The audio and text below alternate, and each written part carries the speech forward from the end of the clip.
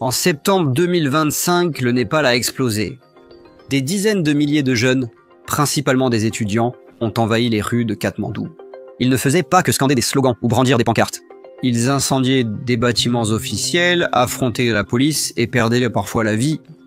La nuit dernière était vraiment effrayante. Tout cela tourne autour de la liberté à ce sujet. À la fin de la semaine, plus de 50 personnes avaient été tuées, plus de 1300 blessés, et le Premier ministre du Népal avait démissionné. Le Premier ministre du Népal a démissionné alors que des manifestations meurtrières se poursuivent dans tout le pays. Le Népal est rarement au centre de l'actualité mondiale. C'est une petite nation himalayenne de 30 millions d'habitants coincée entre deux géants, l'Inde et la Chine.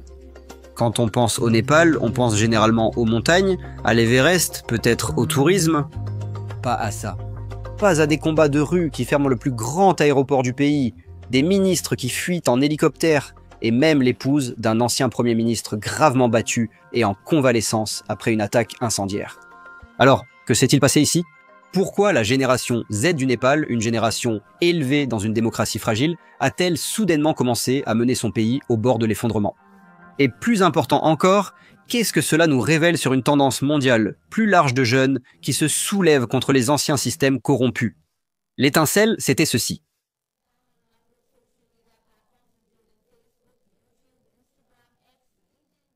Jeudi dernier, le gouvernement népalais a totalement interdit les réseaux sociaux. Pas une ou deux applications, 26 plateformes ont disparu du jour au lendemain. WhatsApp, Instagram, Facebook et même des applications de messagerie plus petites, toutes bloquées. Le gouvernement affirme vouloir lutter contre la désinformation, les faux comptes, les arnaques en ligne et les plateformes non conformes à la réglementation. Mais la plupart des gens n'ont pas cru à cette explication. Interdire sans préavis presque tous les principaux outils de communication ressemblait plus à de la censure qu'à de la régulation.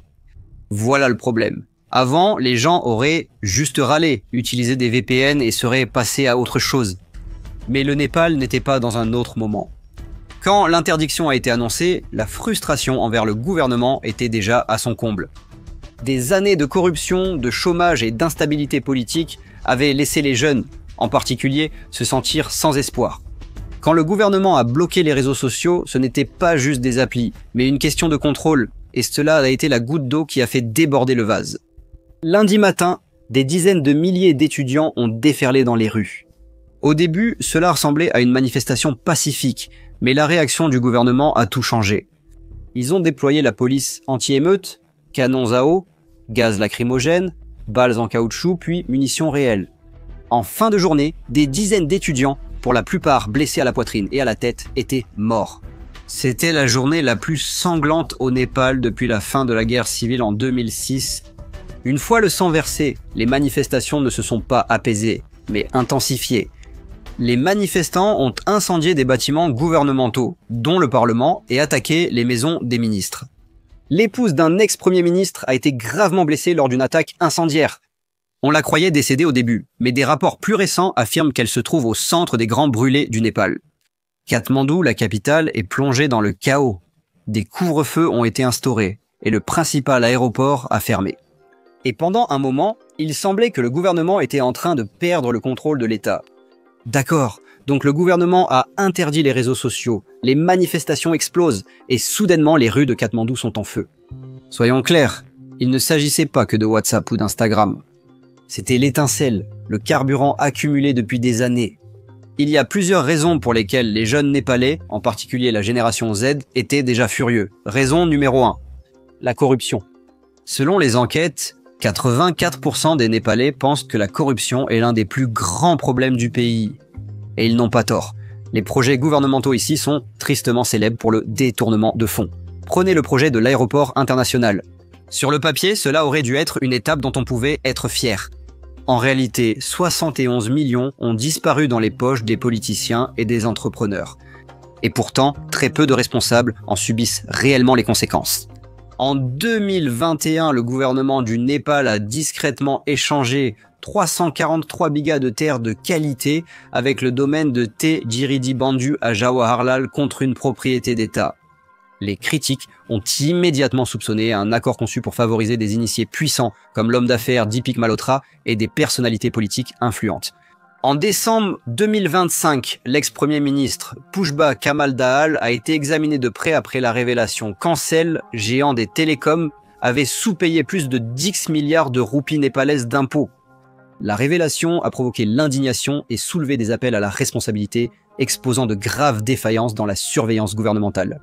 Début 2024, les enquêtes s'intensifient alors que la pression des médias et de l'opposition augmente. En 2025, les procès et les appels à renforcer la fiscalité des entreprises dominent les gros titres. Il ne s'agit pas seulement de corruption financière. Les jeunes Népalais en ont assez des écoles médiocres et d'un système de santé défaillant. Transparency International a classé le Népal comme le pays le plus corrompu d'Asie. Raison numéro 2. Népotisme. Sur les réseaux sociaux, les jeunes dénoncent ce qu'ils appellent les bébés népos. Ces enfants de politiciens puissants et d'élite économique. Ils pensent que ces jeunes ont grandi grâce à l'argent des contribuables. Ils exhibent leur richesse en ligne, sacs Louis Vuitton, vacances de luxe, montres coûteuses, alors que les étudiants ordinaires n'arrivent même pas à trouver un emploi. Shwikala Katwada, une ancienne Miss Népal de 29 ans, fille de l'ex-ministre de la Santé Birod Katewada, a été désignée par les manifestants comme un symbole du privilège élitiste. Des publications virales montraient ses voyages à l'étranger et son style de vie luxueux. La maison familiale a été incendiée lors des manifestations. Voici Sauga Thapa. Il a gagné une importante élection d'affaires principalement grâce à l'influence de son père, Bindu Kumar Thapa, ancien ministre de la Justice, des Communications et des Affaires provinciales de Gonkada. Et ce genre de politique dynastique ne fait que renforcer l'idée que le mérite n'a pas d'importance au Népal. Les relations, oui. Raison numéro 3, l'économie. Un jeune sur 5 au Népal est au chômage. Cela équivaut à 20,82% de chômage chez les jeunes, l'un des plus hauts taux en Asie. Même pour ceux qui trouvent un emploi, les salaires restent très bas. Un étudiant en droit a déclaré aux journalistes qu'il avait trouvé un emploi payant moins de $140 par mois. Cela ne paie même pas le loyer à Katmandou. Que se passe-t-il ? Chaque jour, des milliers de jeunes Népalais quittent le pays pour trouver du travail à l'étranger.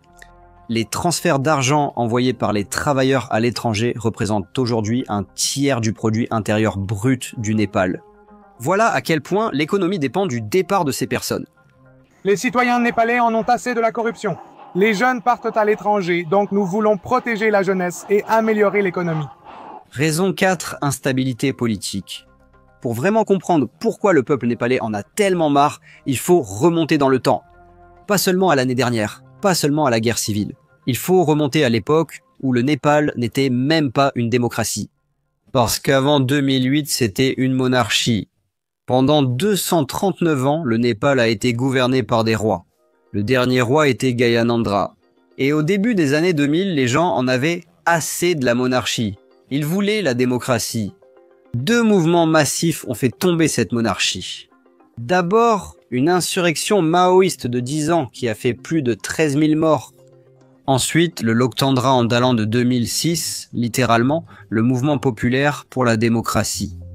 Et cela a marché. Le 28 mai 2008, la monarchie a officiellement été abolie. Le Népal est devenu une république démocratique fédérale. Pendant un instant, cela a semblé être un nouveau départ. Mais voici le problème. Depuis ce moment-là, le Népal n'a pas eu le type de démocratie que les gens espéraient. Depuis que le Népal est devenu une démocratie, le gouvernement a changé de main 14 fois. Les premiers ministres restent en poste moins de 2 ans en moyenne, et ce sont souvent les mêmes qui se succèdent au pouvoir. KP Sharma Oli, Pushpa Kamal Dahal, Sher Bahadur Dubba, encore et encore, tous dans la soixantaine. Pour la génération Z, qui représente 56% de la population, cela ressemble à une trahison des promesses de la démocratie. Les jeunes du Népal voient cela comme un système bloqué dans le passé, dominé par des dirigeants septuagénaires, miné par le népotisme et les luttes de factions. Quand le gouvernement a voulu réprimer cette colère avec des gaz et des balles, cela s'est retourné contre lui. Cela a changé la frustration en rage. Imagine ce que cela signifie à 20 ans à Katmandou aujourd'hui. Toute ta vie adulte, tu vois les mêmes dirigeants corrompus revenir au pouvoir. Tu as vu des scandales éclabousser tous les grands partis. Tu as vu des amis et de la famille obligés de quitter le pays juste pour gagner leur vie. Et maintenant, en plus de tout ça, le gouvernement essaie de supprimer le seul endroit où les jeunes ont une voix, les réseaux sociaux. C'est pourquoi cette manifestation a tant marqué. Ce n'était pas seulement une question d'application, c'était 17 ans de promesses non tenues. Donc, nous en sommes là. Le Premier ministre est parti. La moitié du cabinet a démissionné. L'armée est intervenue pour rétablir l'ordre.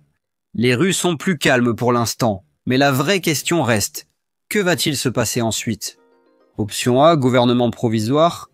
Le Parlement du Népal n'a pas de parti majoritaire en ce moment, donc les chercheurs de l'université de Katmandou disent que la prochaine étape sera une sorte de gouvernement provisoire, une direction temporaire choisie par les députés jusqu'à ce que de nouvelles élections puissent avoir lieu.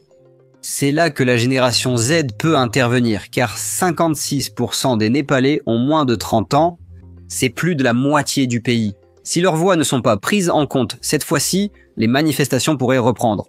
Certains groupes de jeunes parlent déjà de former leur propre mouvement politique.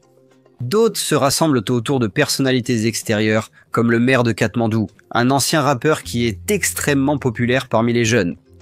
On parle aussi de personnalités respectées comme la première femme juge en chef du Népal, Shoshila Karki.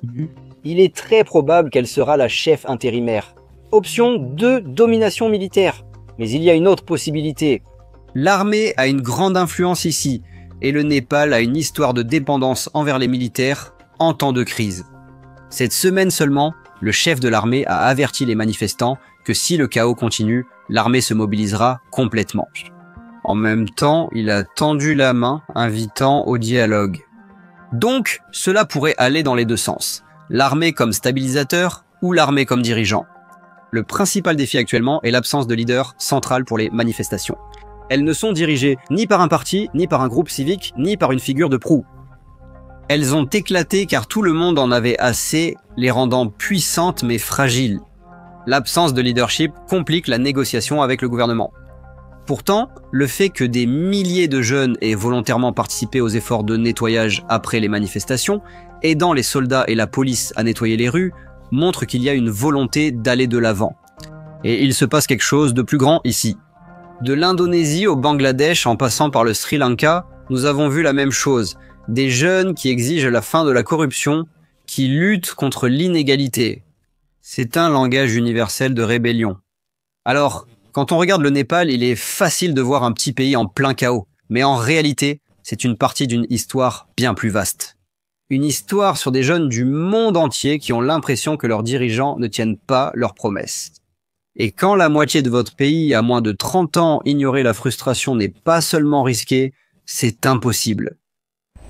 Et ce que j'ai vu et ce que je voulais, c'était la liberté des Népalais. Des jeunes. Les politiciens corrompus doivent être écartés de ce Parlement. Et une nouvelle génération... Des nouvelles. J'ai une mise à jour.